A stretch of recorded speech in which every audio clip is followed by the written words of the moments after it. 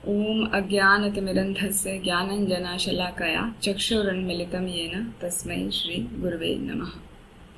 ओम नमो भगवते वासुदेवाय। ओम नमो भगवते वासुदेवाय। ओम नमो भगवते वासुदेवाय। हरे कृष्ण। अध्याय 16 श्लोक संख्या 18। अहंकारम बलम दर्पम कामम क्रोधम च संश्रितः मामात्मा परदेहेषु प्रदुष्यन्तो अभ्यसूयकः। इसमें बताया है अहंकारम, पहला ही शब्द है मिथ्या अभिमान, बलम बल, दर्पम घमंड, कामम काम अर्थात विषय भोग मतलब साधारण डिजायर जो हमारी स्ट्रॉन्ग डिजायर्स होती हैं, और विषय भोग दोनों ही इसमें काउंट किए गए हैं। क्रोधम क्रोध, और संश्रिता, संश्रिता माने शरणागत होना या आश्रय लेना। माम मुझको, आत्म अपने, पर पराये, देहेषु शरीरों में, प्रद्विषन्तः निंदा करते हुए, अभ्यसूय का ईर्ष्यालु। Word to word translation. अहंकार मिथ्या अहंकार, बल, दर्प, काम और क्रोध से मोहित होकर आसुरी व्यक्ति अपने शरीर में तथा अन्यों के शरीर में स्थित भगवान से ईर्ष्या और वास्तविक धर्म की निंदा करने लगते हैं। तो यहाँ पर जो आसुरी व्यक्तियों का वर्णन चल रहा है उसमें सबसे प्रमुख बात है वो आसुरी व्यक्तित्व उनका क्यों होता है, वो उनकी नेचर ऐसी क्यों होती है। तो उसमें सबसे इम्पॉर्टेंट ये बात समझने की है कि एक तो उसका कारण है अज्ञान, वो अज्ञान में रहते हैं। दूसरा कारण है कि वो भगवान को कभी भी स्वीकार नहीं करते। भगवान को वो कोई और प्रभावशाली व्यक्तित्व मानते हैं, बस इतना। वो भगवान को सर्व कारण कारणम नहीं मानते। तो ऐसा होने के कारण वो उनसे ईर्ष्या करते हैं। तो जब भगवान से ईर्ष्या करेंगे तो भगवान की बताई हुई जो धर्म है, हाँ, जैसे धर्म तो भगवान से ही आया है, धर्मम तो साक्षात भगवत प्रणीतम। तो भगवान के द्वारा जितने भी आदेश हैं, जिन बातों का वर्णन किया गया, उन सब की वो अवहेलना करते हैं, उनको निरस्त करते हैं, उनको मानते ही नहीं। वही अर्थ है निंदा करना। निंदा करना खाली ये नहीं कि अरे ठीक है भगवान कुछ नहीं है, वो उनकी किसी भी बात को स्वीकार ही नहीं करते। तो इसका मुख्य कारण यही हो गया कि वो अज्ञानी हैं। वो भगवान कौन है उसको ना तो समझने की इच्छा रखते हैं, या ही यदि कोई उनको समझाता भी है तो वो उसको स्वीकार नहीं करते। जैसा कि भागवतम में आता है शुरू में, यद्वाग विसर्गो जनताग विप्लवो यस्मिन् प्रति श्लोकम अबध्ववद्यपि नामानि अनन्तस्य यश अंकितानि यद शृण्वन्ति गायन्ति गृह्णन्ति साधवा। भगवान के जो यश हैं वो यश, नाम, रूप, गुण, लीला इत्यादि वो इतने रस से भरे हुए हैं कि उनका यदि कोई त्रुटि पूर्वक उच्चारण भी करता है तो भी उसमें कोई खराबी नहीं, उसको वहां से सुनना चाहिए। लेकिन ये आसुरी प्रवृत्ति वाले लोग क्या करते हैं, ये तो सुनते ही नहीं। ऐसे व्यक्ति जो हैं उनको क्या पसंद होता है, जैसे कौवे जाके बैठते हैं गंदगी में और कांव कांव कांव करते हैं। उनको कुछ अच्छी बात अच्छी नहीं लगती है। ये जैसे कोयल की तुलना करी जाती है, कोयल की बोली कितनी मीठी लगती है, तो वो कोयल जैसा नहीं बोलते हैं, वो कौवे के जैसा उनका थॉट प्रोसेस होता है, उसी के जैसा उनका बोलना होता है। उनको कुछ भी जो देवी प्रकृति वाली बातें हैं वो अच्छी ही नहीं लगती, उनको उसी में आनंद आता है। तो इस प्रकार वो मिथ्या अहंकार से पूरे सारोबार रहते हैं। सारोबार मतलब उसी में डूबे रहते हैं। उन्हें लगता है मेरे से बढ़कर कोई है ही नहीं, मैं ही सर्वे सर्वा हूं। यदि कोई मुझसे आगे बढ़ रहा है तो वो मुझसे आगे कैसे बढ़ गया। सपोज उसके अंदर क्वालिटी भी ज्यादा है तो वो उसको स्वीकार नहीं करता। वो ये महसूस करता रहता है कि ये क्वालिटी उसमें कैसे है, ये तो मुझ में होनी चाहिए। ये जो उसको डिग्निटी मिली है, ये जो उसको पोस्ट मिली है, वो पोस्ट उसको कैसे मिल गई, इसका हकदार तो मैं हूं, मुझे मिलनी चाहिए। तो ये सब के चलते उसका स्वभाव बहुत ईर्ष्यालु हो जाता है। वो उस व्यक्ति के साथ इतनी अधिक ईर्ष्या करता है कि वो उस व्यक्ति का आदर सम्मान उसको विनष्ट करता है, यदि उसको उससे भी आराम नहीं मिलता तो वो उस व्यक्ति पर वायलेंस तक करने के लिए तैयार रहता है, क्योंकि उसे लगता है कि ये जो इसने प्राप्त किया है वो मुझको मिलना चाहिए था, मेरा हिस्सा उसने कैसे ले लिया। जैसे पुराने टाइम में एक ऐड आया करता था ना, रिन सोप का, उसकी साड़ी मेरी साड़ी से सफेद कैसे है। तो ईर्ष्या, एनवियसनेस, ये मिथ्या अहंकार इसीलिए होता है। उनको सहन ही नहीं होता कि दूसरा कोई व्यक्ति उनसे ज्यादा बढ़ा चढ़ा है, ज्ञान में, मान में, धन में, बल में, वो कुछ भी स्वीकार नहीं करता और हमेशा इसी का उसको अहंकार रहता है, इसी का घमंड रहता है कि मैं ही करता हूँ, देखो मेरे पास उससे ज्यादा धन है, देखो मेरी ज्यादा सामान है, मैं बड़े बड़े लोगों तक मेरी अप्रोच है, वो तो क्या ठीक है छोटा मोटा काम कर लेता है। ये हमने वास्तविक जीवन में भी अनुभव किया है, ऐसा होता है, बहुत होता है। तो ये आसुरी प्रवृत्ति वाले व्यक्ति कोई असुर नहीं होते, वास्तव में सभी मनुष्यों में ये तीनों गुण पाए जाते हैं, है ना, सत्व गुण, रजोगुण, तमोगुण। तो जब रजोगुण बहुत अधिक पैशन में बढ़ जाता है और वो विनाश की तरफ आने लगता है, सबसे पहले वो अपने आप को ही नुकसान पहुंचाते हैं, तो वो आसुरी प्रवृत्ति में बदल जाता है। और जब रजोगुण भक्तों के संग में आकर वो प्योरीफाई होता है तो वो सत्व गुण में बदल जाता है।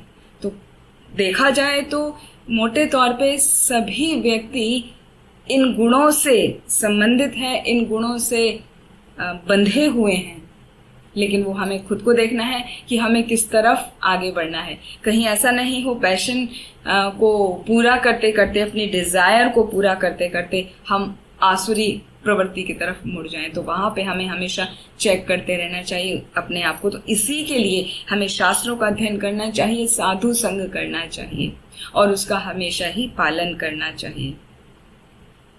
तो ईर्ष्या के कारण वो प्रेजेंट लाइफ में जो चल रहा है वो ये नहीं समझने की कोशिश करते, यदि कोई उन्हें बताता भी है तो उसको स्वीकार नहीं करते कि ये जो तुम्हारा जीवन है, अभी का जो जीवन है, वो अगले जीवन का प्रिपरेशन है।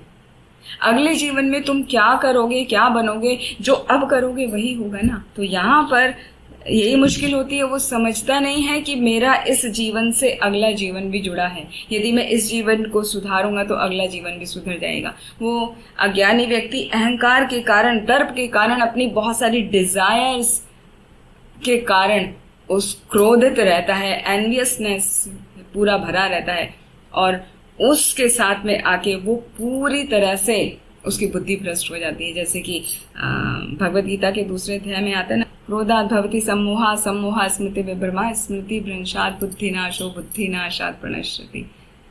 तो क्रोध से धीरे धीरे बुद्धि का ही विनाश हो जाता है। तो इस तरह से ये सब चलता है। तो इसको हम कैसे और अच्छे एग्जाम्पल से समझ सकते हैं। जैसे रावण था, रावण की इच्छा थी कि वो स्वर्ग तक जाए और स्वर्ग तक जाने के लिए उसने बहुत ज्यादा कोई तप नहीं किया था।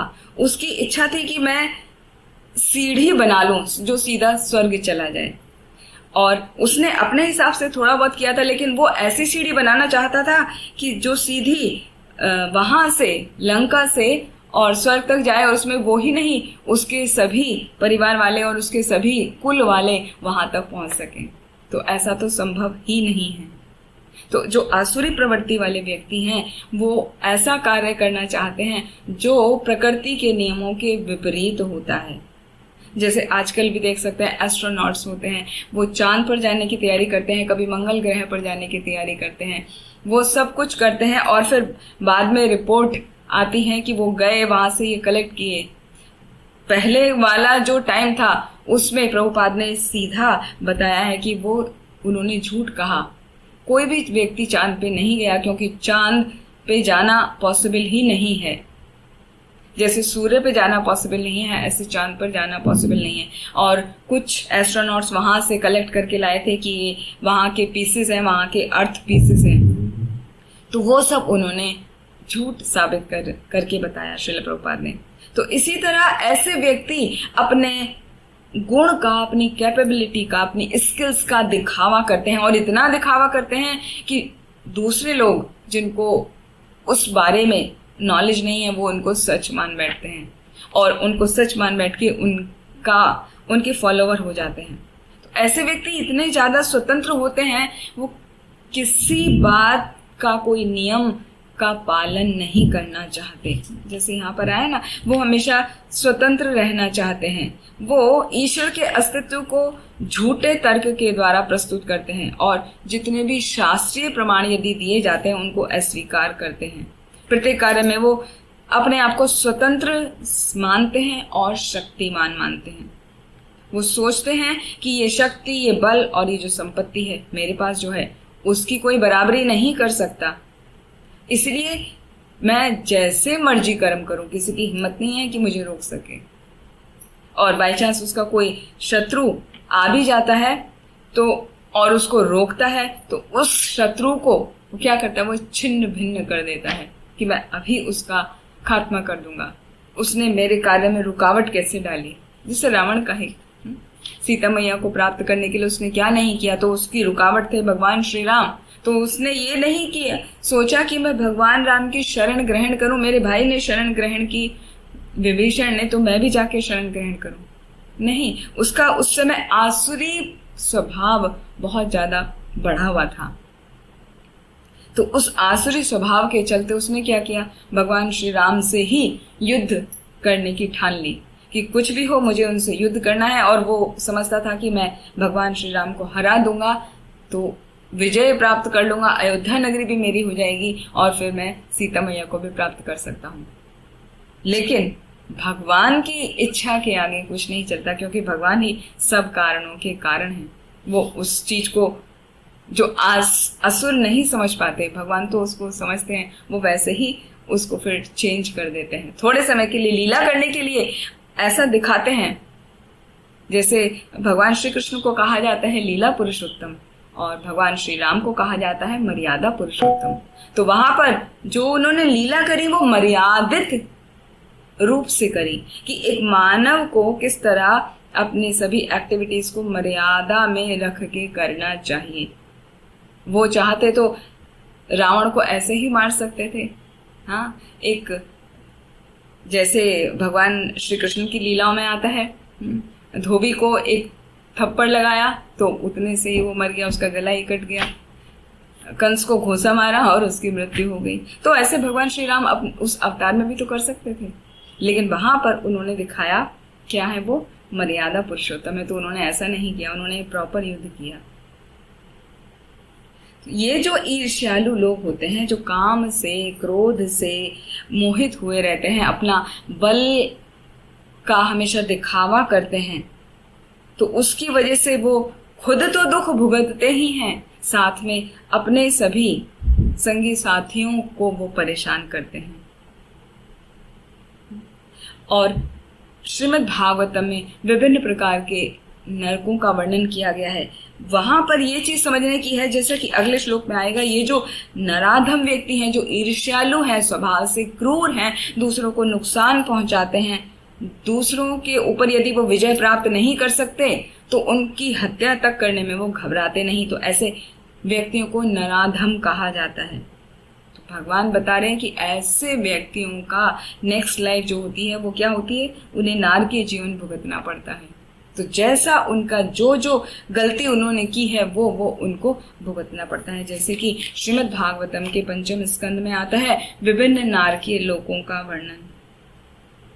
तो वहां पर बताया गया है कि 28 प्रकार के नरक हैं, और वो नरक किस लिए होते हैं, क्योंकि वो जो व्यक्ति अपने प्रकृति के नियमों का पालन नहीं करते, वर्णाश्रम धर्म का पालन नहीं करते, अज्ञानतावश अपने को ही सर्वे सर्वा मानते हैं, अपने को ही स्वतंत्र मानते हैं, तो उनको इन यातनाओं को भुगतना पड़ता है। तो उन यातनाओं की क्या डिग्री है, उसके अनुसार 28 प्रकार के नरक हैं। वो है तामिस्त्र, अंध तामिस्र, रौरव, महारौरव, कुंभीपाक, कालसूत्र, असिपत्रवन, सूकर मुख, अंधकूप, कृमि भोजन, संदंश, तप्त सूर्मी, व्रजकंटक, शालमली, वैतरणी, पूयोद, प्राणरोध, विषसन लाला भक्ष सार में आदन अविची आयपान शार करदम रक्षोगण भोजन शूल प्रोत दंश शूक अविट निरोधन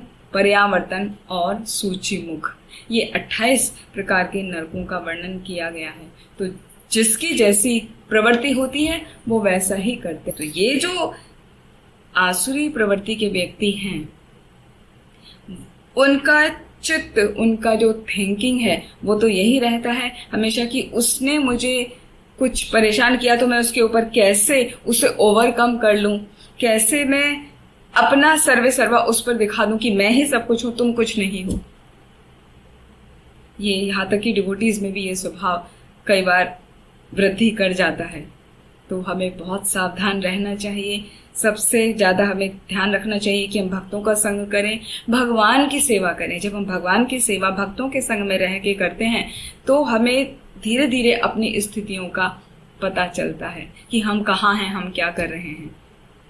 इसीलिए भक्तों का संग बहुत आवश्यक है। तो हम बता रहे थे विभिन्न नरकों के बारे में। तो जैसे एक दो के बारे में बताएंगे, 28 नरक का यदि वर्णन करने लगेंगे तो पूरा उसी में चला जाएगा। तो जो मुख्य मुख्य है, जैसे तामस्र नरक। तो तामस्र नरक किसको मिलता है? यदि किसी ने किसी दूसरे व्यक्ति का पैसा चुरा लिया या उसकी पत्नी का हरण कर लिया, हाँ, या मतलब जैसे कई बार शादी हो जाती है ना, हाँ, हस्बैंड वाइफ हैं, लेकिन कोई बीच में आ गया दूसरा व्यक्ति, उसने क्या किया, मैरिड वुमेन को भी वो भगा के लेके चले जाते हैं। तो ऐसे व्यक्ति को तामस्र नरक में रखा जाता है। ये जो दूसरे व्यक्ति की संपत्ति, धन संपत्ति, भूमि इत्यादि का छीन लेता है, झपट लेता है, केस करके गलत तरीके से उसको छीनता है, तो ऐसे व्यक्ति को तामस्र नरक में रखा जाता है। और यदि कोई किसी दूसरी स्त्री का उसकी बिना इच्छा के उसको भोग करता है, वो डिजायर पूरी करता है, तो उसको अंध्र तमिस्र नरक में रखा जाता है। और यदि कोई दूसरे जीवात्माओं की हत्या करता है, जैसे जो स्लॉटर हाउसेस हैं उसमें विभिन्न प्रकार के एनिमल्स को मारा जाता है, किस लिए? क्योंकि उसकी डिमांड बहुत है। सभी लोग मीट ईटर बनते जा रहे हैं आजकल। इतना भी आमतौर पे हम पॉपुलेशन की गणना करेंगे तो उसमें more than 60-70% people are meat eater. They are not dependent on vegetation. तो ये जो व्यक्ति हैं, चाहे वो किसी भी तरीके से खा रहे हैं या उस व्यवसाय में लगे हैं, या व्यवसाय में मतलब डायरेक्ट लगे हैं या इनडायरेक्ट लगे हैं, किसी भी प्रकार लगे हैं, तो उनको रौरव नरक भोगना पड़ता है, जिसमें जब उनकी मृत्यु होती है तो उसमें वो जिस व्यक्ति की मृत्यु हुई है और उसने पहले जीवन में, प्रेजेंट जीवन में बहुत मीट खाया है या जानवरों को मारा है, या स्लॉटर हाउस में काम किया है या मीट को ट्रांसपोर्ट किया है, उसको रौरव नरक में रखा जाता है। तो रौरव नरक में क्या होता है, वो जितने भी एनिमल्स के साथ उसने डील किया, उनको मारा, उनको प्रताड़ित किया, वो सभी एनिमल उस पर वहां पर हमला करते हैं और उसको बिल्कुल इस तरह चीर फाड़ देते हैं, जैसे सिंपल समझ सकते हैं, हमारे नरसिंह भगवान हिरण्यकशिपु को फाड़ दिया उन्होंने। तो इस तरह वो सब वहां पर उसका इंतजार करते हैं कि तुम आ जाओ। श्रीमद् भागवत कथा में भी आता है, तुम्हारा जब 100 यज्ञ कर रहे थे, जब उनका यज्ञ हो रहा था तो उनको रोका कि आप यज्ञ मत करो, और उन्हें समझाया कि देखो ऊपर देखो, तुमने जितने भी यज्ञ में जितने भी पशुओं की बलि दी है, पशु का बलिदान किया जाता है ना, तो वो पशुओं की बलि दी है, जरा ऊपर आसमान में देखो, वो सब जितने भी पशुओं की बलि दी थी वो सब इस प्रकार खूंखार दृष्टि से उसको देख रहे थे कि तुम यहाँ पर आओ जरा, हम तुमको फाड़ देंगे, खा जाएंगे, नोच देंगे पूरा। ऐसी स्थिति होती है रौरव नरक में। कुंभीपाक नरक में उबलते हुए तेल में डाला जाता है। और यदि कोई ब्राह्मण का वध करता है तो उसे काल सूत्र नरक में डाला जाता है। सिंपल तौर पे जो धार्मिक नियमों का पालन नहीं करते, जैसे ये सभी असुरगणों की बात हो रही है, तो वो मनमानी करते हैं, उन्हें 80 पत्रवन नरक में रखा जाता है। सूकर मुख नरक में उनको रखा जाता है जो ठीक से न्याय नहीं करते, कोई उनसे यदि डिसीजन लेने के लिए आया है, जैसे जज होते हैं, वकील होते हैं, एडवोकेट होते हैं, तो उसको सही रास्ता ना दिखा के, उसका सही न्याय ना करके वो निर्दोष को दंडित कर देते हैं और दोषी को बचा देते हैं। तो ऐसे को सुकरमुख नरक में रखा जाता है, जिसमें वहां ले जाके उसको क्रूरता के साथ पीटा जाता है, क्योंकि तुम्हारी वजह से कोई दोषी व्यक्ति बच गया और निर्दोष को कष्ट भुगतना पड़ा, तो तुम्हें यहाँ पर उसका दंड भुगतना पड़ेगा। तो जो हम यहाँ पर करते हैं उसी के अनुसार हमें नरकों में, विभिन्न नरकों में रखा जाता है। यहाँ तक कि झूठी गवाही भी नहीं चलती। झूठी गवाही यदि दे रहे हैं तो उसके लिए भी अलग नरक है, उसका नाम है अवीची नरक। जो कोई सुरापान करते हैं, मदिरा पान करते हैं, यहाँ तक कि बड़े लोग जो हैं, घर के वरिष्ठ लोग, उनका अनादर करते हैं, घर के हैं या जहां जॉब कर रहे हैं उनका अनादर करते हैं, तो भी नरक है, शार कर्दम नरक। तो इस प्रकार अन्य अन्य नरकों का वर्णन किया गया है। आप उसमें स्वयं पढ़ सकते हैं, आपको पता चलेगा, सारे नहीं ले रहे हैं यहाँ पर। तो इस प्रकार ये जो व्यक्ति हैं जो अपने डिजायर को पूरा नहीं करने के कारण क्रोधित हो जाते हैं, क्रोधित होने से उनका बुद्धि पूरी मोहित हो जाती है, भ्रष्ट हो जाती है, ये सब गति उनकी ये होती है। ये जो आसुरी व्यक्ति, उनको साधारण हम देख सकते हैं एक्टिविटी कैसी होती है, जैसे फ्रिज में रखा हुआ ठंडा पानी पीना। जो साधारण व्यक्ति होगा, क्योंकि हमें पता है कि वो स्वास्थ्य के लिए हानिकारक है, doctors also prescribe always do not drink cold water, you should always drink water on room temperature. या उसको ठंडा करना है तो आप घड़े में रख के करिए, तो उसमें मिट्टी का पात्र होता है तो उसमें नुकसान नहीं होता, उसमें वात नहीं प्रवेश करती। तो यदि आप फ्रिज का ठंडा पानी पीते हैं तो हमारा शरीर खराब होता है, वात रोग बढ़ जाता है शरीर में, जोड़ों का दर्द इत्यादि वो सब शुरू हो जाता है जगह जगह, तो नहीं पीना चाहिए। तो इस तरह छोटी छोटी एक्टिविटी से हम अपने आप को देख सकते हैं कि हमारी प्रवृत्ति क्या है, क्या हम कर रहे हैं, और हमको अपने आप को कैसे समझना है, कैसे ठीक करना है। यहाँ तक कि जो आसुरी स्वभाव के व्यक्ति होते हैं वो क्या करते हैं, दूसरे की स्त्री को वो इस प्रकार देखेंगे जैसे उसको भोग करना हो, उसको माता के समान नहीं देखेंगे। जबकि सही तरीका क्या है, शास्त्रों में बताया है, मातृवत परदारेषु परद्रव्येषु लोष्ठवत आत्मवत सर्वभूतेषु यह पश्यति स पंडितः। वो व्यक्ति जो दूसरे की स्त्री को माता के समान समझता है, खाली अपनी पत्नी को छोड़कर, पत्नी उसकी पत्नी होती है, धर्म पत्नी, बाकी सभी स्त्रियां माता के समान जो समझता है, सभी स्त्रियों को, दूसरों के धन को क्या समझता है, वो लोष्ठ व्रत, लोष्ठ व्रत कहते हैं मिट्टी का ढेला, कि मिट्टी का ढेला की जैसे कोई वैल्यू नहीं होती ना, वो पड़ा है, कोई उसको उठाएगा नहीं। तो दूसरे के धन को व्यक्ति ऐसे समझता है, ऐसे समझना चाहिए कि वो मिट्टी का ढेला है, वो मेरे किसी काम का नहीं, काम का है तो जिसका है उसी के काम का है। फिर आत्मवत सर्वभूतेषु, सभी जीवों में वो अपने ही आत्मा यानी परमात्मा का दर्शन करता है। वो जानता है कि जो आत्मा और आत्मा के ऊपर परमात्मा मेरे हृदय में है, वही आत्मा भगवान का जो अंश है वो सब इसमें है, और उनके साथ परमात्मा भी है। तो हर जीव में वो परमात्मा का दर्शन करता है। ऐसा व्यक्ति ही पंडित कहलाता है, वो आसुरी स्वभाव का नहीं होता। लेकिन जो आसुरी स्वभाव का होता है वो इसका उल्टा करेगा। हर स्त्री में उसको यही लगेगा कि कैसे अपनी कामों की इच्छाओं को पूरा करूं। इच्छा पूरा भी नहीं कर सकता तो भी जैसे इंटरनेट सर्फिंग करते हैं तो वो चाहेगा कि उसी को देखता रहे। विभिन्न आजकल तो मीडिया ने पूरा सब खराब कर रखा है माहौल। तो वहीं पर जो आसुरी प्रवृत्ति का व्यक्ति होगा उसका ध्यान बार बार वहां जाएगा। तो यदि हमारा ध्यान वहां जाता है पर स्त्री या पर पुरुष की तरफ, तो वो अलर्ट है हमारे खुद के समझने के लिए कि हमारी प्रवृत्ति आसुरी की तरफ टर्न हो रही है या हम खाली मनुष्य में हैं या हमारी प्रवृत्ति देवी प्रवृत्ति की तरफ टर्न हो रही है। तो वो हमेशा अपने आप को चेक करते रहना चाहिए हर चीज से। फिर तीसरी बात थी आत्म सर्वभूतेषु, सभी जीवों को देखकर हमारे मन में, हृदय में दया उमड़नी चाहिए, सबकी हेल्प करनी चाहिए। यदि हेल्प करने के बजाय आपके मन में ये भाव आ रहा है कि चलो इस सिचुएशन का कैसे फायदा उठा लिया जाए, जैसे फॉर एग्जाम्पल कहीं रोड एक्सीडेंट होते हैं तो उस समय तो व्यक्ति को होश ही नहीं होता क्या होता है। तो जो अच्छे व्यक्ति होते हैं वो क्या करते हैं, उनके सामान को सही सलामत रखेंगे, फिर जो भी उनके बिलोंगिंग्स, जो उनके परिवार वाले हैं वो सब आएंगे तो उनको वो हैंड ओवर कर देते हैं कि भाई यहाँ से ये मिला, as it is hand over कर देते हैं, कुछ नहीं लेते।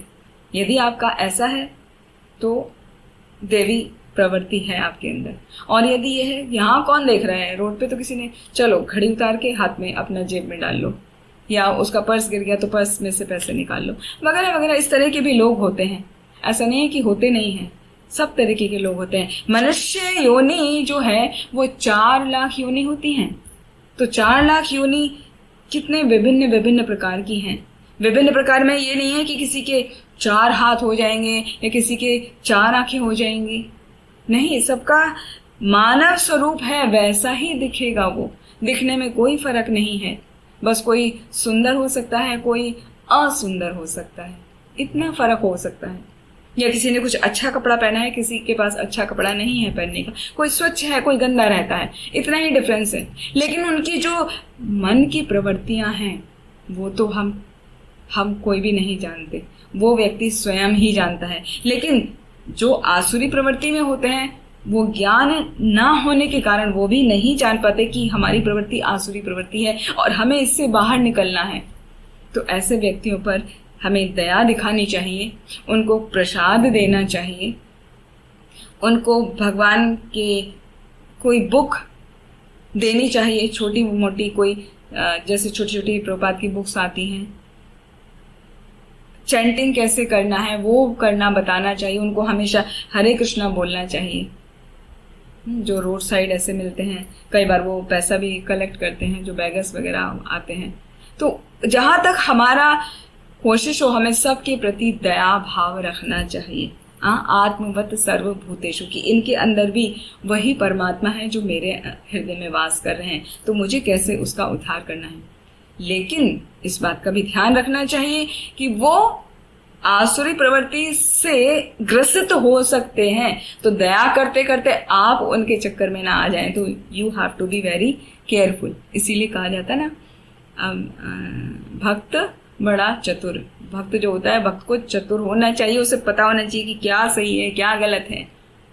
वो बुद्धि उसको आती है शास्त्रों को पढ़ के, शास्त्रों को सुन के।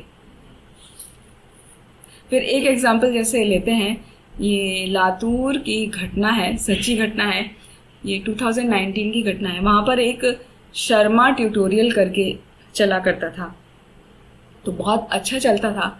लेकिन वहाँ पर एक टीचर था, उसको लगा कि ये जो मैं यहाँ पर अपना समय दे रहा हूँ, अपनी स्किल यहाँ पर लगा रहा हूँ, क्यों ना मैं अपना अलग से शुरू करूँ।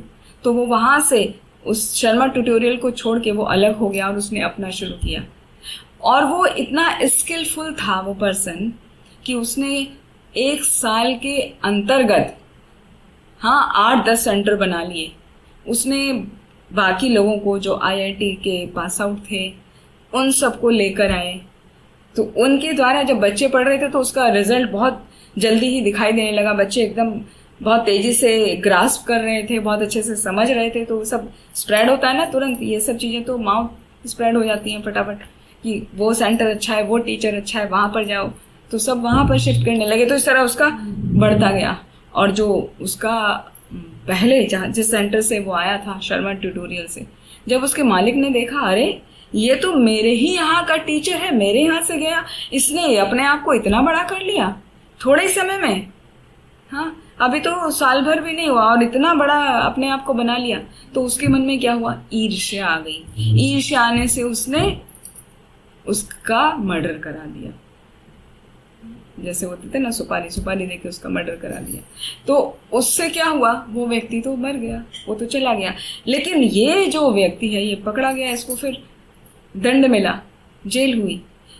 लेकिन यहाँ पे ये इसलिए कोट किया है कि जो ईर्ष्या का स्वभाव होता है ना, वो कहीं भी किसी भी व्यक्ति में पनप सकता है। हालांकि वो वेल एजुकेटेड है, वो पूरा एजुकेशन का सेंटर चला रहा है, तब भी उसमें आसुरी प्रवृत्ति कैसे डेवलप कर गई, इतनी ज़्यादा डेवलप कर गई कि उसने जो उसकी चरम सीमा है कि वो वायलेंस में आके दूसरों का मर्डर तक कर देते हैं अपने फायदे के लिए, कि मेरे से कैसे आगे निकल गया ये, इसका इतना नाम कैसे हो रहा है, मेरा होना चाहिए। ऐसा जॉब वगैरह में भी होता है कि यदि किसी ने बाद में ज्वाइन किया है, जूनियर यदि अपने सीनियर से, सो कॉल्ड सीनियर क्योंकि वो पहले से ज्वाइन किया हुआ होता है, जूनियर यदि स्मार्ट है, इंटेलिजेंट है, वो आगे बढ़ रहा है, तो जो सीनियर होते हैं, जो अच्छे होते हैं, उनकी बात अलग है। लेकिन जो आसुरी प्रवृत्ति से ग्रस्त होते हैं, वो क्या करते हैं, उसको तरह तरह से झूठे उसमें लांछन लगा के उसकी ग्रोथ को रोकने की कोशिश करते हैं। उसको कई बार मजबूर कर देते हैं कि वो वहाँ से छोड़ के चला जाए। जो अच्छा व्यक्ति होता है वो कुछ नहीं बोलता, वो चुपचाप वहाँ से छोड़ के चला जाता है। लेकिन जो अच्छा होता है, जिसके अंदर स्ट्रेंथ है, पावर है, सोर्स भी है, बैक भी है, पॉलिटिकल बैक भी है, वो क्या करता है, वो उस सीनियर की फिर ऐसी की तैसी कर देता है। तो खैर, ये होता है बिकॉज ऑफ एनवियसनेस। तो enviousness can come in any person, anywhere, in any field, even in devotees. तो हमको बहुत बहुत ध्यान रखना चाहिए। उसका ध्यान रखने का एक तरीका है, एक सूत्र है कि हमें सदा 3 बातों में तो संतोष करना चाहिए और 3 बातों में संतोष नहीं करना चाहिए। तो 3 बातें जिसमें हमें हमेशा संतोष करना चाहिए वो है स्वेदारे, भोजने, धने। इन 3 बातों में हमेशा हमें संतोष करना चाहिए कि जो हमें स्वेदारे, जो हमें जिस भी स्पाउस से हमारी शादी हुई है, जो हमारे पति हैं या जो हमारी पत्नी हैं, जो मिल गए वो भगवान की कृपा से मिले हैं, हमारे पूर्व कर्मों के फल के अनुसार मिले हैं, तो हमें उसमें संतोष करना चाहिए, उसी के साथ प्रसन्न रहने की कोशिश करनी चाहिए। कहीं बाहर एक्स्ट्रा अफेयर्स नहीं बनाने चाहिए, उसी में संतोष करना चाहिए। फिर दूसरा है भोजन। भोजन, जो भी आपको भोजन मिला है, थाली में जो भी आपके सामने आ गया है, आपको उसी में संतोष करना चाहिए। ये नहीं सोचना चाहिए कि दूसरे की थाली में तो रसगुल्ला है, एक की बजाय 2 और मुझे तो एक भी नहीं मिला, तो द्वेष ही हो जाए। नहीं, जो मिल गया उसे प्रेम पूर्वक संतोष के साथ में ग्रहण कर लेना चाहिए। तीसरा है धन। जो हमें धन मिलता है हमारे अपने प्रीवियस डीड्स के अनुसार, जो हमने कर्म किए हैं उसके अनुसार ही हमारे पास धन टिकता है। भले ही आप कितना कमा लें, धन उतना ही रुकेगा आपके पास में जितना आपके भाग्य में है। तो हमें ये समझकर उसको ग्रहण करके संतोषी रहना चाहिए। दूसरे के पास कितना धन है वो देखकर एनवियस नहीं होना चाहिए कि एनवियस हो गए, अरे उनके पास इतना धन कैसे, वो तो गलत तरीके से कमा रहा है, चलो मैं भी कुछ ऐसा करता हूँ, या उसको बदनाम करना शुरू करूँ, अरे वो तो नंबर 2 से कमा रहा है। तुम्हें क्या पड़ा है, नंबर 1 से कमा रहा है, 2 से कमा रहा है, करना क्या है हमें? तो पर द्रव्येषु लोष्ठ व्रत। दूसरे के धन को हमें लोस्ट के समान, मिट्टी के ढेले के समान समझना चाहिए। तो जब हम इन बातों का ध्यान रखते हैं तो कभी भी एनवियसनेस में नहीं पड़ते। इन 3 चीजों में संतोष करने से, एनवियसनेस से हम हमेशा बचे रहते हैं। स्वेदारे, अपनी पत्नी या पति में ही संतोष रहना। धनम, जितना धन आपको भाग्य से मिला है उसमें, इसका मतलब ये नहीं है कि हम प्रयत्न ही नहीं करें, प्रयास ही नहीं करें, प्रयास करना चाहिए, लेकिन जो मिल रहा है उसमें संतोष करना चाहिए। और तीसरा भोजन, जितना आपको भोजन मिला उसमें आपको संतोषी रहना चाहिए। और इसी का ठीक अपोजिट है कि 3 बातों में हमें कभी भी संतोष नहीं करना चाहिए। वहां पे वो एनवियसनेस वाली बात नहीं है, वो आपकी एनवियसनेस उल्टी खत्म होगी। वो 3 बातों में संतोष कभी ना करें। वो क्या है? पहला है स्वाध्याय। हमें हमेशा as much as possible scriptural reading करना चाहिए। जब हम शास्त्रों का अध्ययन करते हैं तो शास्त्रों के अध्ययन से हमारी बुद्धि तेज होती है, शार्प होती है, और हमें सही गलत का तरीका मिलता है सोचने का कि हम किस स्थिति में कैसा डिसीजन लें। जब तक हम शास्त्रों का अध्ययन नहीं करते तब तक हम अपने अनुभवों के अनुसार कर सकते हैं, डिसीजन ले सकते हैं, लेकिन वो कई बार गलत भी हो जाते हैं। कई बार सही भी होते हैं। तो अपने अनुभवों पर भरोसा ना करके भरोसा करना चाहिए शास्त्रों पर। तो शास्त्र में जो लिखा है उस पर हमें भरोसा करके तब आगे अपने कार्यों को करना चाहिए। तो उसमें कभी भी संतोषी नहीं होना चाहिए, जितना ज़्यादा से ज़्यादा हो आपको पढ़ते रहना चाहिए, क्योंकि इसमें हर तरीके से हर परिस्थिति का वर्णन किया गया है। श्रीमद् भागवतम में हर परिस्थिति को विभिन्न विभिन्न कहानियों के रूप में प्रस्तुत किया गया है। जो परीक्षित महाराज और सुखदेव गोस्वामी के बीच संवाद है, सूत गोस्वामी और बाकी ऋषियों के बीच संवाद है। जो मुख्य है वो सुखदेव गोस्वामी और परीक्षित महाराज के बीच है, फिर आगे वो फर्दर एक्सटेंड होता गया है। और भगवत गीता का जो संवाद है, भगवान की वाणी है, ये भगवान श्री कृष्ण और अर्जुन के बीच संवाद है। तो जब हम उनको पढ़ते हैं, बार बार समझते हैं, खुद पढ़ने से भी नहीं होता है एक्चुअली। जो ज्ञान को अच्छे से अर्जित कर चुके हैं, जो उसको समझते हैं, जिन्होंने उसका विशद अध्ययन किया है, उनसे हमें समझना चाहिए। जब हम वो समझते हैं तब हमारे जीवन की सभी मुश्किलें आसान हो जाती हैं। और श्रीमद् भागवतम प्रमाणम अमलम प्रेमा पुमार्थो महान, चैतन्य महाप्रभु ने भी कहा ना, श्री चैतन्य महाप्रभु मतम इदम तत्रादरो नापरः।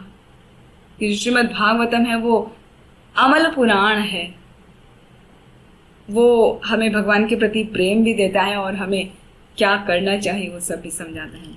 और यहाँ पर भगवान भगवत गीता में समझा रहे एक टीचर की तरह, एक टीचर स्टूडेंट को कैसे डांटता भी है, फटकारता भी है, प्रेम भी करता है। तो कभी भगवान उसको पार्थ बोलते हैं, कभी कुंती पुत्र बोलते हैं, कभी अलग अलग नामों से ऐसे बुलाते हैं। कभी हे अर्जुन, कभी धनुर्धर, कभी बलशाली, हे महाबली, हे महाबाहु, हे कौन्तेया। तो जैसा जैसा जहाँ पर वर्णन आया वहाँ पर भगवान ने उसको वैसे ही प्रेम पूर्वक या लताड़ के साथ में उसको बुलाया। सिंपल तौर पे जैसे हम पुराना एक्सपीरियंस बताते हैं, पहले होता था कि भगवत गीता कहीं भी खोलो तो आपको अपना सॉल्यूशन मिलता है। बहुत लोगों का भी अनुभव है कि जब आप किसी प्रॉब्लम में फंसे होते हैं और आपको सॉल्यूशन ढूंढना है तो भगवत गीता आप खोलिए, रैंडमली कहीं से भी खोलिए, तो आपको वहाँ पर अपना सॉल्यूशन मिलेगा। वहाँ नहीं मिलेगा, उसके आगे पीछे वाले पेज में मिल जाएगा, जरूर मिल जाएगा। लेकिन उतना काफ़ी नहीं है, वो स्टार्टिंग वाला लेवल है। अभी का जैसे आप धीरे धीरे प्रगति करते जाते हैं तो आपको बार बार पढ़ना चाहिए। जितनी बार आप पढ़ते हैं उतना ज़्यादा आप उसको आत्मसात करते जाते हैं, और वो इतना ज़्यादा आपको आत्मसात हो जाना चाहिए कि आप अपने साथ साथ दूसरों का भी उद्धार कर सकें। तो उसके लिए स्वाध्याय करना चाहिए, कभी भी उसमें संतोषी नहीं होना चाहिए। दूसरा है दान। जब हम दूसरों को दान करते हैं तो उससे हमारा धन प्यूरिफाई होता है। तो दान किसको करना है वो भी अगले चैप्टर में आएगा। कहाँ पर सही जो पात्र है उसी को हमें दान करना चाहिए। किसी को भी उठा के ऐसे ही नहीं दान करना चाहिए। सही समय होना चाहिए, सही पात्र होना चाहिए, सही मात्रा होनी चाहिए, सही भाव होना चाहिए। तो उसके साथ में जब हम दान करते हैं तो हमारा धन प्योरीफाई हो जाता है, और जब हमारा धन प्योर शुद्ध हो जाता है तो वो धन और बढ़ता है। और ऐसे ही किसी को भी उठा के देंगे वो दान नहीं कहलाता है कि हमने किसी को भी दे दिया। दान मतलब पूरे शुद्ध भाव के साथ होना चाहिए और शुद्ध तरीके से होना चाहिए। सबसे अच्छा दान माना जाता है ब्राह्मणों की, वैष्णवों की सेवा करना, मंदिर निर्माण कार्य में देना, और मंदिरों के अन्य कार्यों में जो सेवा में लगे भगवान की विभिन्न प्रकार की, वो दान सबसे उत्तम कोटि का दान कहा जाता है। उसके बाद आप किसी को भी जहाँ ज़रूरत है, ज़रूरतमंद को भी दे सकते हैं। तो वो सब भी आता है। तो वो हमें ज्ञान होना चाहिए, कहाँ किसको कब कैसे दान देना है। पात्र सुपात्र अगले अध्याय में आएगा। फिर तीसरा है तप। तप यानी तपस्या। तपस्या करने में हमें कभी भी सेटिस्फाई नहीं होना चाहिए। हमें ये सोचना चाहिए कि और ज़्यादा मैं कैसे तपस्या करूं जिससे मैं आत्म साक्षात्कार कर सकूं, सेल्फ रियलाइजेशन कर सकूं। सेल्फ रियलाइजेशन बहुत इम्पॉर्टेंट है। यदि हमें अपना जीवन अग्रसर करना है, जीवन की प्रगति करना है, अगला जीवन हमारा अच्छा हो, आध्यात्मिक जीवन हमको मिले, तो उसके लिए हमें तपस्या अवश्य करनी चाहिए। कहने का अर्थ ये है कि हमें एनवियसनेस ना आए हमारे अंदर मिथ्या अहंकार, दर्प, घमंड, गर्व, इन सब से यदि हम मुक्ति चाहते हैं तो हमें इन 6 बातों का ध्यान रखना चाहिए, जिसमें 3 बातों में हमें संतोष करना है और 3 बातों में हमें कभी संतोष नहीं करना। फिर से रिवाइज कर देते हैं। 3 बातों में जिसमें संतोष करना है, स्वदारे, अपने पति या पत्नी में, भोजन में और धन में हमेशा संतोष करना है। और किस में संतोष नहीं करना? स्वाध्याय में। स्वाध्याय जितना ज्यादा से ज्यादा आपसे हो सके, दान जितना ज्यादा से ज्यादा आप कर सकें, और तप जितना ज्यादा आप तपस्या करेंगे उतना ज्यादा हमारा आत्म साक्षात्कार हम कर सकेंगे। भगवान से हमारा प्रेम का संबंध उतना ही प्रगाढ़ होगा और धीरे धीरे धीरे हम भगवत धाम की तरफ बढ़ेंगे, जो हमारे जीवन का लक्ष्य है, कृष्ण प्रेम की प्राप्ति। और कृष्ण प्रेम की प्राप्ति करके भगवान धाम जाना तो इतना आसान भी नहीं है, तो स्टेप बाय स्टेप प्रोसेस है वो। ये सब यहीं से शुरू होता है कि हमें अपने जीवन को आसुरी प्रवृत्तियों से बचाकर देवी प्रवृत्ति में लाना है और आत्म साक्षात्कार करते करते अपने जीवन को सार्थक बनाना है। भगवान के प्रति अपने संबंध को प्रगाढ़ करना है, भगवान की सेवा में जितना ज़्यादा पॉसिबल हो सके रहना है, क्योंकि हम सभी गृहस्थ हैं। यहाँ पर इस ग्रुप में जितने भी लोग हैं वो सभी गृहस्थ हैं। तो गृहस्थों का सबसे पहला कर्तव्य है अपने वर्णाश्रम धर्म का पालन करना। वर्णाश्रम यानी अपनी प्रेस्क्राइब ड्यूटी। तो अपने प्रेस्क्राइब ड्यूटी का पालन करते करते, सभी धर्म के नियमों का पालन करते करते हम धीरे धीरे अपना आप ही प्योर हो जाते हैं। ऐसा नहीं सोचना चाहिए कि वर्णाश्रम धर्म तो बहुत ही छोटा है, हमें सब कुछ छोड़कर भगवान की सेवा में लगना है। नहीं, जब तक आप इस स्तर में हैं, वर्ण आश्रम वाले स्तर में हैं, जब तक आप गृहस्थ हैं तब तक आपको इनका पालन अवश्य करना चाहिए। तभी हम आसुरी प्रवृत्ति से बच सकते हैं, वरना आसुरी प्रवृत्ति इतनी सूक्ष्म है, वो कब आके किसको कहाँ अटैक कर दे हमें खुद भी नहीं पता चल पाता। तो we need to be very very careful all the time. ठीक है, I think time is over. तो मैं अपनी वाणी को यहीं विराम देती हूँ। हरे कृष्णा। वांछा कल्पतरुभ्यश्च कृपा सिंधुभ्येव च पतितानां पावनेभ्यो वैष्णवेभ्यो नमो नमः। किसी का कोई प्रश्न है तो पूछ सकते हैं। हरे कृष्णा। जानकी माता जी, बहुत सुंदर था, बहुत सुंदर वर्णन आपने जैसे बताया हमारी कर्मों कैसे उनका क्या परिपूर्ण हमारे लिए हो सकते हैं, और इतना अच्छे से आपने डिस्क्राइब किया कि ये भी ऐसा कि भाई है ना, हर एक कर्म में सोचना चाहिए कि क्या हम सब कर रहे हैं। और बहुत सुंदर क्लास, बहुत अच्छा वर्णन किया माता जी। अब किसी और का प्रश्न है इसी क्लास को लेकर या कुछ भी तो पूछ सकते हैं माता जी से। जी उमा माता। हरे कृष्णा। दंडवत प्रणाम माता जी। आज आपका क्लास बहुत अच्छा था, बहुत इंटरेस्टिंग है माता जी। जैसे अभी एक कल किसी ने एक डाला माता सविता प्रसाद माता जी ने कि जो लोग अपने भगवान की सेवा में अर्चना में हर समय लगे रहते हैं, लेकिन तो और दूसरे लोगों के मतलब तरफ ध्यान न देंगे तो उनको तो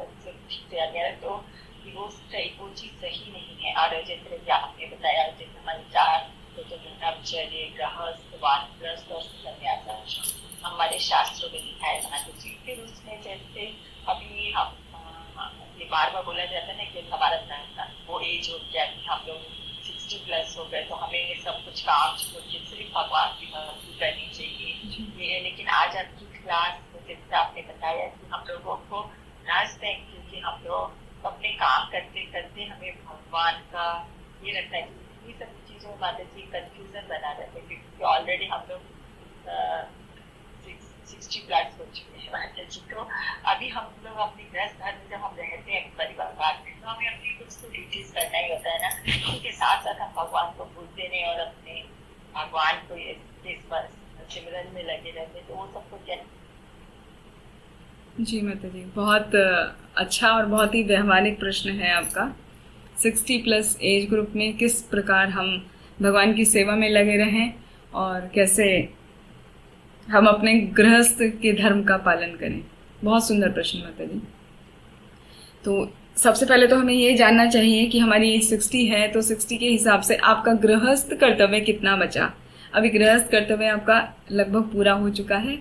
आपको खाली ये है, यदि आपके ग्रैंड चिल्ड्रन हैं, ऑब्वियसली होंगे, 60 प्लस हैं तो ग्रैंड चिल्ड्रन का थोड़ी बहुत जिम्मेदारी है, उनको केयर करना, उनको संस्कार देना। उनको संस्कार दीजिए कि कैसे, क्या चीज़ ठीक है, क्या गलत है, भगवान कौन है, भगवान के नाम का जप करना चाहिए, भगवान से हमारा शाश्वत संबंध है, वो शाश्वत संबंध हमारा कभी खत्म नहीं होता, बाकी संबंध फिर भी आने जाने हैं। तो वो सब उनको संस्कार में सिखाइए। तो आपकी duty as being a grihastha in this age group is for your grandchildren. आपने बच्चों को ऑलरेडी संस्कार दे दिए हैं, बच्चे अपने कर्तव्य का पालन कर रहे हैं, और अभी ग्रैंड चिल्ड्रन का उनका थोड़ा बहुत आपको संस्कार उन्हें देना चाहिए, बस उतना। बाकी घर के काम वगैरह में आप हेल्प कर सकते हैं जितना आपका शारीरिक स्वास्थ्य आपको अलाउ करता है। सबसे पहली बात तो ये है कि आपको अपने हेल्थ का ध्यान रखना चाहिए। हेल्थ का ध्यान रखेंगे जितना अच्छे से, तभी आप उतने अच्छे से आत्म साक्षात्कार कर सकेंगे, बच्चों की भी मदद कर सकेंगे। यदि आप अपने हेल्थ का ही ध्यान नहीं रखेंगे तो क्या करेंगे, आप सबको अपनी हेल्प में लगाएंगे। ग्रैंड चिल्ड्रन हो कि भैया मुझे डॉक्टर के लेके चलो, मुझे ये करो, मुझे ये दो, अब मुझे वो दो। वो स्थिति नहीं आने देना चाहिए। तो अपनी हेल्थ के लिए सबसे पहले अवेयर रहना है कि मुझे एक्सरसाइज करना है, वॉकिंग पे जाना है, क्या खाना है, क्या नहीं खाना है। दूसरों के लिए ये तो फिजिकली फिटनेस। फिर इमोशनली फिटनेस का आप ध्यान रखिए कि आपके जो रिलेटिव्स हैं, जो कभी कभी आते जाते हैं, या आपके घर के जो सदस्य हैं, उन सब से हमेशा प्रेम पूर्वक व्यवहार बनाए रखिए। तो प्रेम पूर्वक व्यवहार बनाए रखने के लिए सबसे आवश्यक होता है मीठा बोलना। सबसे ज़्यादा जो गलती होती है ना, वो यहीं पर हो जाती है कि जल्दी से क्रोध आ जाता है, क्रोध में आके कुछ भी बोल देते हैं और संबंध भी खराब होते हैं। फिर संबंध का असर, क्योंकि हम ह्यूमन बीइंग तो है ना, इमोशंस सभी को आते हैं, वो इमोशंस हमारे बॉडी पे असर करते हैं, वो हमारे हार्मोन्स जो रिलीज करते हैं, वो हार्मोनल इफेक्ट से हम लोग फिर ज़्यादा बीमार पड़ते हैं। वो जो 60 प्लस जो बीमारी होती है ना, वो हार्मोनल प्रॉब्लम ही ज़्यादा होती है। हार्मोनल, मैं वो वाले हार्मोन का डिसबैलेंस की बात नहीं कर रही हूँ, मैं उसकी बात कर रही हूँ जो जब हम क्रोधित हो जाते हैं। हाँ, अभी मुझे एग्जैक्टली नाम नहीं याद आ रहा है। ऑक्सीटोसिन तो हैप्पीनेस वाला होता है, सेरोटोनिन, ऐसे अलग अलग हार्मोन होते हैं। तो जो हमारे स्ट्रेस के कारण जो रिलीज होता है ना, तो उसमें क्या होता है, हमारी पूरी बॉडी को ऐसे लगेगा, भले हमने अभी प्रसाद पाया हो, पूरी बॉडी में ऐसे लगेगा अरे मेरी पूरी एनर्जी खत्म हो गई, आंखों में स्वेलिंग आ जाएगी। तो वो हमारे इमोशंस के कारण होता है। तो अपने इमोशंस को हमेशा पॉजिटिव रखिए, सबके साथ मीठा बोलिए। मीठा बोलना बहुत आवश्यक है। यदि किसी ने आपको खराब भी बोल दिया तो भी कोशिश करिए उसको आप मीठे शब्दों में ही जवाब दें। कभी कभी स्थिति ऐसी हो जाती है कि आपको वैसा बोलना पड़ता है, हाँ, टिट फॉर टैट भी करना पड़ता है कभी कभी, लेकिन कोशिश ये करिए आप हमेशा अच्छे ही तरीके से बोलें। तो उससे आपके इमोशंस बैलेंस रहेंगे तो आपकी हेल्थ अच्छी रहेगी। आप आत्म साक्षात्कार पे ज़्यादा ध्यान दे सकेंगे। आप अपना एक टाइम टेबल बना के चलिए कि अभी मुझे इतने बजे से इतने बजे तक मुझे शास्त्रों का अध्ययन करना है, या श्रवण करना है, या कोई क्लास अटेंड करनी है, इस समय जप करना है। तो पूरा फैमिली को आप उसके अकॉर्डिंग ट्रीट कर सकते हैं कि भाई जैसे आप जॉब पे जाते हैं आप जाइए, हम आपको मना नहीं करते ना। तो ऐसे ही ये हमारा जॉब का लाइफ स्टाइल है। आप उसे जॉब बोलते हैं, ये हमारा भगवान के प्रति जॉब है। तो हमें ये करना है, हमारा सब टाइम डिवाइडेड है, ऐसा करना है। तो आप अपना करिए और हम अपना करते हैं, और आप जैसे अपना जॉब करते हुए पूरा फैमिली को संभाल रहे हैं, ऐसे ही हम अपने इन कार्यों को करते हुए पूरा फैमिली को संभालेंगे। इमोशंस अच्छे रखेंगे, आपस का रिलेशनशिप स्ट्रांग रखेंगे। तो इस तरीके से फिर बैलेंस रहता है, तो कोई दिक्कत नहीं आती। वही है वर्णाश्रम धर्म में, जब आपका मतलब जो स्थिति है 60 प्लस में, तो शास्त्रों के अनुसार वानप्रस्थ आ जाता है। तो वानप्रस्थ में क्या होता है, आपको जगह जगह जितने भी होली प्लेसेस है वहाँ जाके यात्रा करना चाहिए। और यात्रा करने के लिए अकेले ना जाएं, अपने हस्बैंड के साथ में जाएं, जैसी परिस्थिति है वैसा करें। लेकिन सबसे जरूरी बात है अपनी हेल्थ का ध्यान रखें। आपका हेल्थ अच्छी है तभी तो आप जा पाएंगे। तो हेल्थ को प्रायोरिटी देना है सबसे पहले। हेल्थ का ध्यान रखते हुए, फिर आपकी जितनी फाइनेंशियल पोजीशन है उसका ध्यान रखते हुए इंटेलिजेंस अपनी डेवलप करिए, ज़्यादा से ज़्यादा शास्त्रों का श्रवण करिए और अध्ययन करिए। तो और पूरा फोकस रखिए भगवान पर, भगवान की सेवा पर। कोशिश ये करिए घर में जो माहौल है वो स्पिरिचुअल बना रहे, प्रेम पूर्वक बना रहे। तो वही हमारा वर्णाश्रम धर्म है गृहस्थ का, और वो करते करते करते करते माता जी शास्त्रों के अनुसार जैसा मैंने पढ़ा है, जैसा मैंने श्रवण से समझा है, अपने सीनियर वैष्णवों से समझा है कि वही करते करते हम प्यूरिफाई हो जाते हैं। और यदि हम बहुत जन्मों तक वर्णाश्रम धर्म का यदि कोई पालन करता है तो वो ब्रह्मा तक स्थिति को प्राप्त कर सकता है, ब्रह्मा की पदवी तक प्राप्त कर सकता है सिर्फ वर्णाश्रम धर्म का पालन करके। हाँ, ये नहीं है कि हमारा ब्रह्मा की पदवी को प्राप्त करना हमारा एम है, नहीं, लेकिन कहने का अर्थ है कि हमें अपने कार्यों को इस तरह सुचारू रूप से इंटेलिजेंटली डिवाइड करना चाहिए, समय को कब कैसे करें, अपने इमोशंस को कंट्रोल करके, अपने जो स्पिरिचुअलिज्म है, जो अपना आध्यात्मिक ऊर्जा है उसको बढ़ाया जाए, सेवा में लगाया जाए, तो आप बहुत अच्छे से कर सकते हैं बैलेंस मेथड। कभी कोई दिक्कत आती है तो आप सीनियर वैष्णव से डिस्कस कर सकते हैं जिनको इन बातों का अनुभव है। ठीक है माता जी? जी मैम, बहुत सुंदर explanation, thank you so much. Working हो उसके साथ साथ में, मतलब वर्किंग के साथ साथ में भगवान की क्लास, ये सब चीजें मैं पूरा अपने ऑफिस में भी पूरा है, ये सब कुछ करती हूँ। अभी भी मैं ऑफिस की क्लास करती हूँ, उससे मेरे को ये था कि बहुत लोग बोलते कि इसके बाद अपना जो काम है वो छोड़ देना चाहिए, सिर्फ भगवान के स्वरूप गलत कर रहे हो, तो मन में कंफ्यूजन होता है। मैं नहीं सोचती कि मैं गलत कर रही हूँ, क्योंकि मैं भगवान के साथ अपने गृहस्थ का पालन करूँ, ये चीजें क्लियर करना। जी जी कृष्णा, हरे कृष्णा। थैंक यू माता जी।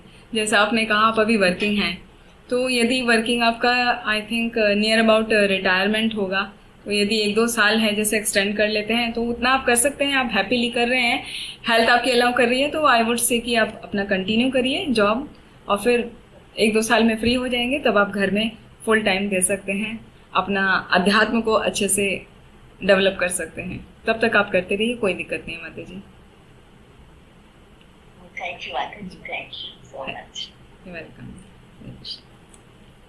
हरे कृष्णा, दंडवत प्रणाम। धन्यवाद। आज आपने जैसे श्लोक को बहुत अच्छे से एक्सप्लेन किया, तो उसमें जो 2 शब्द आए थे, अहंकार और अभिमान, माता जी आप तो मतलब एक ही तरह से लगता है कि दोनों एक ही है, लेकिन श्लोक के हिसाब से दोनों 2 शब्द माने गए हैं, तो इनमें क्या डिफरेंस है और उसको कैसे समझा जा सकता है? जी माता जी, थैंक यू, बहुत अच्छा क्वेश्चन है। इसमें बहुत ही माइन्यूट डिफरेंस है। ये श्लोक संख्या 4 में भी आता है ना, दम्भो दर्पो अभिमानस्य क्रोध पारुष्य एवच, वहाँ पे दम्भो दर्प अभिमान 3 शब्दों का बताया। ये वास्तव में यदि उनका मीनिंग देखें ना तो मीनिंग एक जैसा ही है, सबका मतलब ये अहंकार, लेकिन तीनों में डिफरेंस है। आपने यहाँ पे अहंकार और दूसरा क्या बोला था? अभिमान। अभिमान, अभिमान और अहंकार। तो अभिमान तो माता जी यहाँ पर जो वर्णन किया गया है, अभिमान का अर्थ होता है मतलब अपने आप को सेल्फ रेस्पेक्ट तो ठीक है, दूसरे हमारा रेस्पेक्ट करें, दूसरे हमें इतना ज्यादा एडोर करें, हम एडोरेबल बन जाएं कि दूसरे हमारी पूजा करें कि वाह, क्लैपिंग करें, अरे वाह she is coming now, clap your hands. तो वो वाला मान सम्मान पाने की जो इच्छा हो जाती है वो कहलाता है अभिमान, की इतना अभिमान है। और अहंकार होता है झूठा अहंकार। यहाँ पर अध्यात्म में मतलब श्रील प्रभुपाद ने इसको इसी तरह से डिस्क्राइब किया है। अहंकार का अर्थ है फॉल्स ईगो। ये अहंकार में मतलब ईगो, लेकिन हम लोगों के लिए यहाँ पर उसको समझने के लिए प्रभुपाद ने वर्णन किया है फॉल्स ईगो। फॉल्स ईगो का अर्थ है कि हम जो भी हैं अपने आप को, अपना वो अस्तित्व स्वीकार करते हैं, अपना जो असली रूप है उसको स्वीकार नहीं करते। तो वो जो नहीं है, जिससे कहते हैं ना माया, जो नहीं है वो हमें सच लगता है। तो जो नहीं है वो हम मानते हैं, जबकि वास्तविकता कुछ और है। वास्तविकता क्या है? जीवन स्वरूप है कृष्णेर नित्य दास। वो हम यदि सोच रहे हैं तो वो हमारा सच्चा अहंकार है। कि हम भगवान के भक्त हैं और हमें भगवान की ही सेवा करनी चाहिए। विभिन्न प्रकार से अलग अलग विधियों से 9 विधियों के द्वारा भगवान की सेवा की जा सकती है। लेकिन यहाँ ये वाली चीज तो कोई समझता नहीं ना कि मैं जीवेर स्वरूप हुए हूँ, मैं भगवान का दास हूँ, नित्य दास हूँ, हमेशा से, इस जन्म में नहीं हमेशा से रहा हूँ, मैंने सेवा नहीं करी, स्वतंत्रता का दुरुपयोग करा, इसलिए मैं यहाँ पर आया हूँ। ये स्वीकार नहीं कर पाते। तो इसलिए क्या हम स्वीकार करते हैं, who I am, my name is so and सो, है ना। क्या करते हैं हम, यहाँ पर जॉब करते हैं या हमने ये किया था, हम फॉर्मर प्रेसिडेंट हैं, हम ये हैं वो हैं, हाँ, या हम इतने धनी हैं, हमारा इतना मान सम्मान है। तो वो कहलाता है झूठा अहंकार। झूठा, जो भी वो झूठा किस लिए, क्योंकि हम आत्मा के स्वरूप को नहीं पहचान रहे हैं। ये तो आपका शरीर का स्वरूप है, इस शरीर का आइडेंटिटी है, स्वरूप भी नहीं, वो आइडेंटिटी है, पहचान है। तो जो शरीर की पहचान है उसी को हम अपनी पहचान मान लेते हैं, आत्म पहचान मान लेते हैं। ये ही होना अहंकार कहलाता है। तो हमें वो झूठा अहंकार, शरीर की पहचान छोड़ के असली अहंकार को स्वीकार करना है। तो ये डिफरेंस है अहंकार में। और अभिमान मतलब हमें, हमारे अंदर वो डिजायर होना कि दूसरे हमें कितना मान सम्मान दे रहे हैं, हमारी पूजा कर रहे हैं। और तीसरा होता है दंभ। दंभ होता है झूठा दिखावा। झूठा दिखावा जो हमारे पास नहीं है हम वो भी दिखा रहे हैं बढ़ चढ़ के। मिथ्याचार, जैसे सपोज आपने बच्चे के मार्क्स आए, आपके खुद के मार्क्स समझिए, आपके 10 में से 8 मार्क्स आए या 8.5 आए, तो 8.5 का आप एज्यूम करके समझेंगे कि चलो 90% हमने किया। जैसे आजकल का सिस्टम हो गया है, बहुत ही खराब हो गया। 10 CGPA, सब बच्चों को 10 CGPA, 9 CGPA। तो बच्चों के अंदर प्रतिस्पर्धा इतनी ज्यादा हो गई है, जो बच्चा यदि ठीक से नहीं करता तो भी टीचर उसको 7-8 CGPA तो सबको मिलता है, आजकल कोई फेल होता ही नहीं है।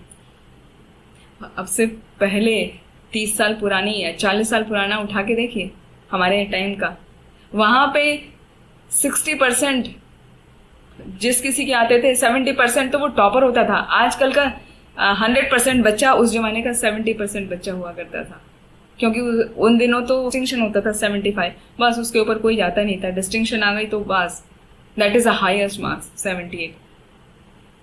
लेकिन जब ये सिस्टम चला है अभी CGPA वाला, तो वहां पे सब बच्चे को चाहे कुछ आता नहीं हो, सबका 10 CGPA। तो वो वाला होने की वजह से, क्योंकि बच्चों को शुरुआत से वही सिखाया जा रहा है, उनके अंदर वही संस्कार पड़ गए कि मैं क्या हूँ, मैं सर्व सर्वा हूँ, मैं फुल ले रहा हूँ, जहाँ कहीं भी है मेरी फुल गेन है, 100% गेन है। तो लाइफ में तो हमेशा ऐसा नहीं होता ना माता जी, मार्क्स अलग होते हैं और लाइफ की जो उतार चढ़ाव होते हैं वो अलग होते हैं। तो जब उतार को झेलना पड़ता है तो वो डिप्रेशन में चले जाते हैं, स्ट्रेस में चले जाते हैं, हाइपरटेंशन में चले जाते हैं। तो उस वजह से उनको फिर प्रॉब्लम होती है।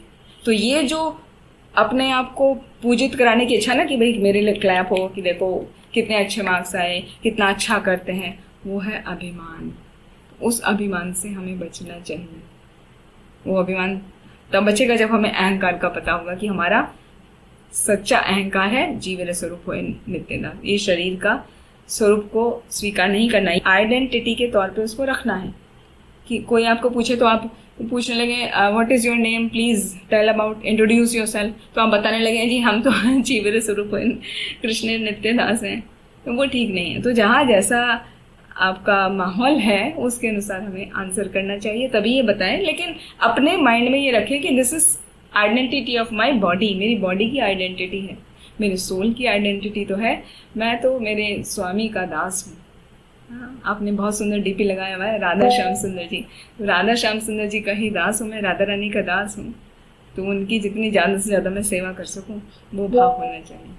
ठीक है Mehta ji, I think I could clear your अभिमान और अहंकार वाला। इंग्लिश में तो बस एक ईगो वर्ड होता है।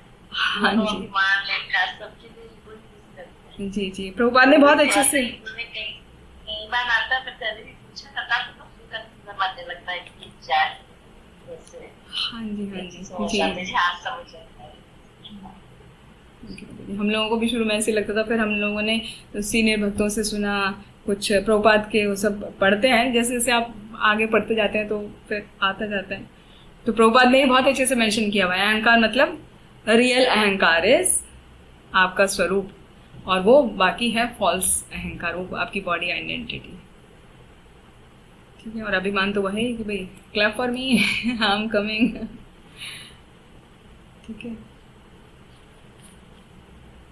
Mataji, can I ask something? Yes माताजी, sure.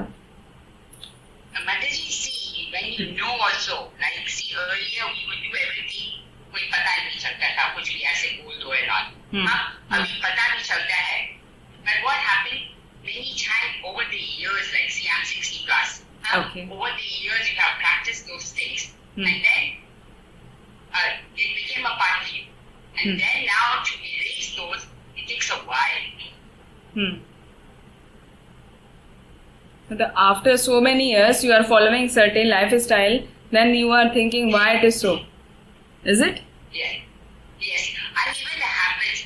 Just say, I'm telling you when you introduce yourself.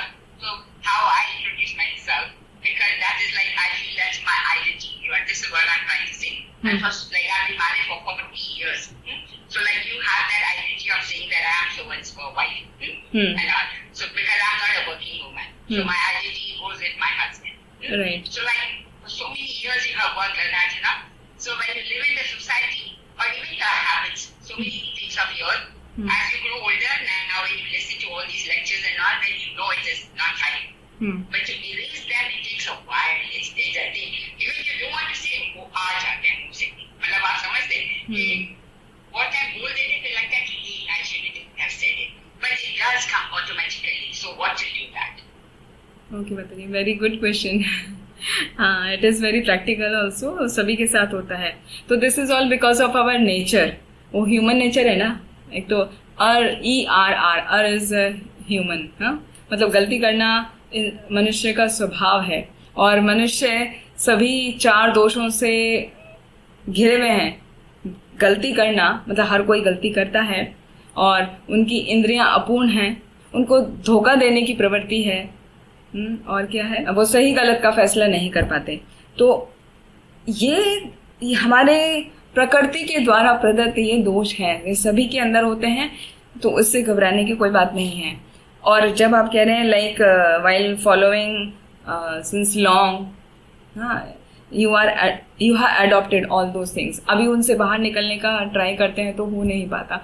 लेकिन माता जी, जब हम समझते हैं धीरे धीरे धीरे धीरे वो स्वभाव बन चुका है, फिर भी अध्यात्म के बेस को पकड़ते हुए हम अपने आप को बदल सकते हैं, हम अपनी थिंकिंग बदल सकते हैं। आराम से हम स्वीकार कर लेते हैं कि ऐसा है। सपोज किसी ने हमें डांटा, मतलब ये एज ग्रुप में तो ऑब्वियसली आपको कोई डांटेगा नहीं, लेकिन आपका स्वरूप ये है, आपको ये बोलना है कि okay, I am wife of so and so, या I am mother of that person, और डॉटर, जिसका भी आप नाम करके अपने आप को इंट्रोड्यूस करेंगे, वो ठीक है माता जी। अब हम इस सोसाइटी में रहते हैं तो वो वही इंट्रोड्यूस करना पड़ेगा। आप वहाँ पे ये इंट्रोड्यूस नहीं करेंगे आई am the part and parcel of Lord Krishna, तो कोई भी कहेगा ये पागल है, क्या लेडी है।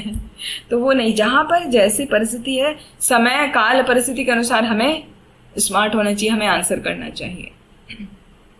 जैसा वहाँ का समय है, माहौल है, आप वैसा बात करिए। यहाँ तक कि आप भक्तों के समाज में बैठे हैं तो कई बार होता है कि अपने आप को इंट्रोड्यूस करिए, तो वहाँ पर भी आप ये नहीं बोलेंगे कि मैं भगवान का दास हूँ, वहाँ भी बताना ही पड़ता है कि मेरा नाम ये है और आपकी क्या क्या सेवा है, वो आप इंट्रोडक्शन के टाइम पे थोड़ा बहुत बताते हैं, तो उसमें कुछ गलत नहीं है। लेकिन वो आपके मन में हावी नहीं होना चाहिए, आपके दिमाग में वो ऐसा हावी नहीं होना चाहिए कि oh I am so and so, I am the director of this and this, तो how dare you to talk me like this. आपकी हिम्मत कैसे हुई मेरे से ऐसे बात करने की। हाँ, नीचे देख के बात करो, नीचे गर्दन करके बात करो। हाँ, आई एम एल्डर, या मेरा पोस्ट बहुत बड़ा है, वो भाव नहीं आना चाहिए।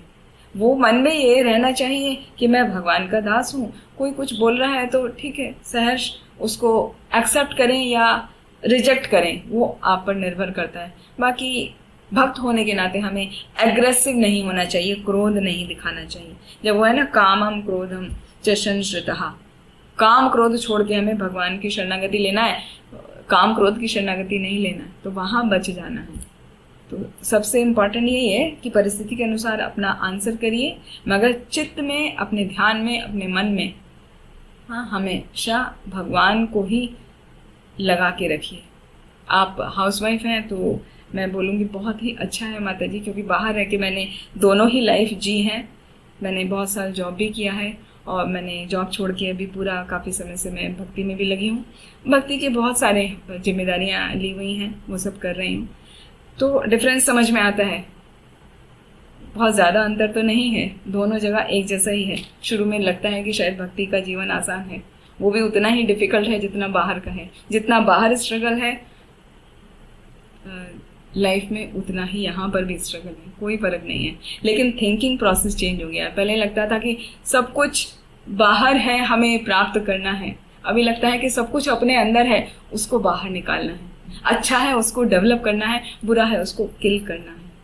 हाँ, हमेशा मन में गाते रहिए, इतो नरसिंहा परतो नरसिंहा, ये तो यामी ततो नरसिंहा, बहिर नरसिंहा हृदये नरसिंहा, नरसिंह मदिम शरणम प्रपत्ति। भगवान नरसिंह भगवान की शरण ग्रहण करिए कि मेरे जितने भी कलमश हैं, नरसिंह भगवान जैसे आपने हिरण्यकश्यप का वध किया था, वो सब मेरे कलमशों को निकाल दीजिए और मुझे प्रहलाद महाराज की तरह शुद्ध भक्ति प्रदान कीजिए, अपने चरणों की शरण प्रदान कीजिए। मैं आपके चरणों का आश्रय ग्रहण करने के लिए आया हूँ या आई हूँ। वो भाव रखिए तो आपका जीवन बहुत सरल हो जाता है, बहुत सुंदर हो जाता है। ठीक है माता जी?